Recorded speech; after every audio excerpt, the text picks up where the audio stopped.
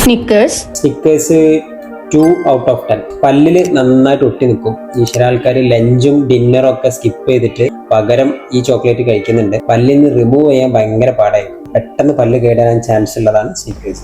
Diary Milk sugar content കൂടുതലാണ്, സ്റ്റിക്കിയാണ്, പക്ഷെ സ്ലോലിയാണ് മെൽറ്റ് ചെയ്യും. ഒരു 5 out of 10 കൊടുക്കാം. നമ്മൾ സ്നേഹിക്കുന്ന ആൾക്കാർക്ക് കൂടുതൽ കൊടുക്കുന്നത് ഡയറി മിൽക്കാണ്. അതുകൊണ്ട് കഴിക്കാൻ പക്ഷേ എന്ത് ചെയ്യുക, നന്നായിട്ട് വായ കഴുകണം കഴിച്ചു ഉടനെ തന്നെ.